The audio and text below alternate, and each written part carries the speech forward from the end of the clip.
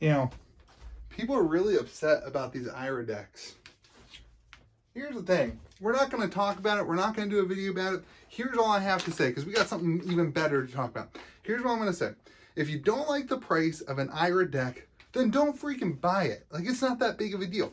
If you didn't get an IRA deck by now, they've been free for like a year. Like, they had like a $50 thing like for a month, but they've been free for like a year. So if you don't have an IRA deck, I'm sorry. It's okay. You missed out. Now, if you don't like the price, don't buy them.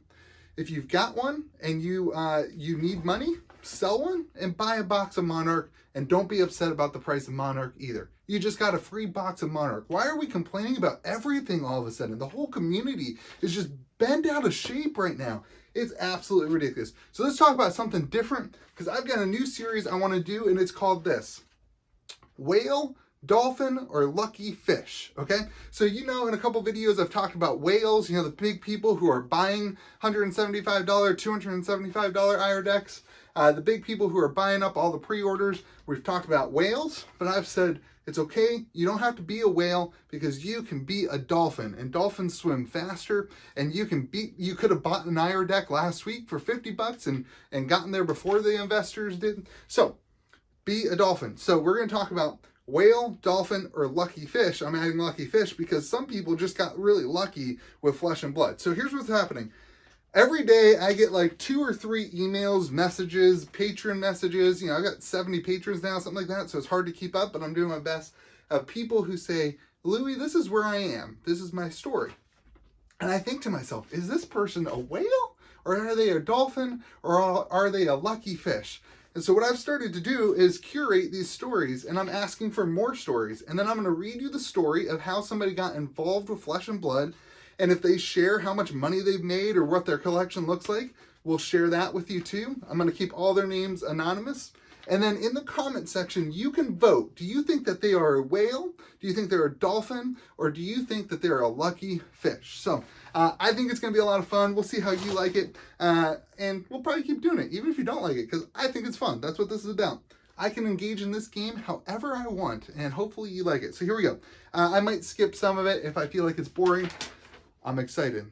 This is from C. Okay, so here we go. Hiya, Louie. I'm happy to tell you my story. Hey, by the way, just sit back, relax, and hear a story of somebody like you, potentially, who got involved with this wonderful game, and then let's vote for him. All right, here we go. Hiya, Louie. I'm happy to tell you my story, though it's probably pretty typical and potentially boring. It's not that boring. So, I saw Flesh and Blood highlighted in Rudy's video. Headed over to LSS's site and started to do a deep dive into the game. I was struck by 2 things: their commitment to the game and the fact that LSS had no US game stores carrying their product at the time. He put a quote in there that not a single link was available to a US game store then. He got in early. So he kicked around the site for a few days, looked at the card galleries, started reading the lore and loving it, and they clearly loved their game. Paid great attention to detail, and surprise to surprise, acknowledged that their cards would or could rightly hold actual value. Okay, so, you know, he's thinking about value of the game. Is he a whale, a fish, or a dolphin? Yeah, here we go. What a refreshing change considering Wizards of the Coast's view. Those people make Magic the Gathering. He had a look at James White, the CEO, and his team, and he learned all the years of experience that James White had, including distribution and having worked in the industry since 1995. He read their business plan, Harvard's own dentist model. I don't know what that is, Harvard's own dentist model. Their respect and desire for the Flesh and Blood gameplay in the Flesh gameplay really struck a chord with me too. You know what, man? That's what got me. The desire to play in the Flesh and Blood and not this stupid arena stuff. So here we go. So he looked online for product, and everything was coming from Australia and New Zealand. And given his history of White's history, he felt confident that the supply issues would be resolved.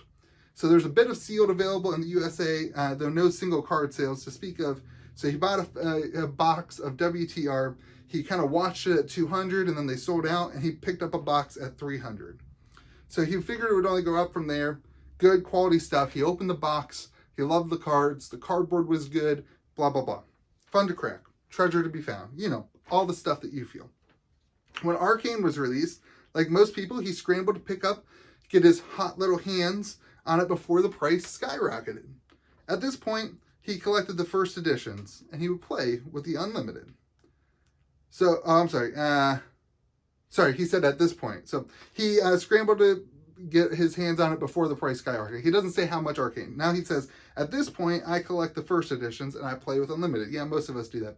I more so speculate on the first. He hunts for cold foils. He buys singles when he's closer to completion, and he holds some sealed. And he cracks open unlimited, pretty much as he suspects many folks do. Sorry, I'm not great at reading, apparently. So, the unlimited is also fun to crack. There's good treasure to be found there, too. All right, here's the last thing. Possibly one thing that might be interesting is why. Why do I collect or hold flesh and blood in the first place? Here's what he says. 1 is the hunt, okay? 2 is the diversification. He considers Flesh and Blood right up there with the other successful TCGs like Pokemon, Magic the Gathering, etc. But with real estate, stocks, and commodities, he feels like he wants to have a well-rounded portfolio. One that he can literally and figuratively play with. That's fun too. I have no intention of selling, hence I have a diamond hand. He addressed this as a self-diagnosed diamond hander. So, third, lastly, and possibly most importantly, as it's referred to in the video game industry, Fab's stickiness. Less tangible, it's harder to pinpoint, but for me at least, and probably for many others, he asked me, the game just kind of sticks with me. It just kind of crawls with me in the best possible way, he says. Probably the immersion method I've mentioned, donning a character, choosing your weapon and equipment, you become invested in the character. That's much different than Magic the Gathering, I agree. It scratches an itch I didn't even know I had. If MTG had introduced characters early, planeswalkers, he might feel differently. They didn't, though, and years later, when trying to anchor folks to the game, they just didn't like it. It felt intrusive, and he can't relate. And here's the last line. I'm convinced that the reason Wizards of the Coast keeps surprising folks with stained glass walkers in their secret lair basements is their attempt to anchor folks in the characters of the game. In those regards alone, I think LSS has a superior product. And also, let the hunt continue. Cheers, and thanks for the awesome content.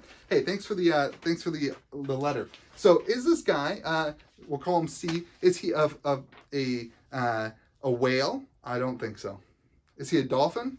That seems to be where he is. I think he got a little bit lucky, but he didn't. He kind of mentioned he got in at $300 a box, which that's not much different. I got in at $800 for my first edition box. It's the only one I have. So I don't know. I personally, and I want to hear what you think, but I personally think he's a dolphin. I don't think he's a whale. Obviously not. There's definitely people playing with more money than him. I don't think he's a lucky fish because he didn't get in on the ground floor. But I think he is a dolphin. I think he is somebody who is purchasing product for a purpose. Like, he's not just out there buying random cards and not thinking about the prices. He's definitely investing. He kind of said he wanted to diversify his portfolio with Magic the Gathering and Pokemon and other TCGs. So I think he's a dolphin. So I want to hear in the comments from you, what's your opinion? You can rate him. I don't know. Let's rate him on a scale. 1 is a lucky fish. 10 is a whale, okay? You can rate him. You can let us know what you think of him. Let us know what you agree with him. I really personally agreed with the idea that the game has that stickiness and that you really relate to the characters. And I think you even don't like the characters. Let's get rid of these Ira decks. All right. You didn't even know they were there. Did you even notice? I changed them with Ira decks. Did I point it out in the beginning? I might have. I don't really like Rhinar. He doesn't relate to me. He's just this big brawly dude. And Dorinthia, I don't know. I don't know. She just doesn't do it. But Katsu, I like Katsu. He's just my dude. He just goes out there and he's got the Kodachis and he just seems like a cool dude. So I really like him and I like playing the cards with him. So I think this guy's right. You do really relate to the game. Anyway, I wanted to launch a new series. I got another one coming out, a really cool video coming in probably a week or so. Not even that, probably be a couple days. So let's see what you think. Is he a lucky fish, a dolphin, or a whale? Have a good day. Remember to be kind to people around you. Don't be upset. These are just cards wrapped in plastic, and they say 19. They say They say 2018, and apparently that makes them really, really valuable, and their artwork is different, not that card. So, you know, it's okay. It'll be all right. If you didn't get one, it's fine. You had plenty of opportunities.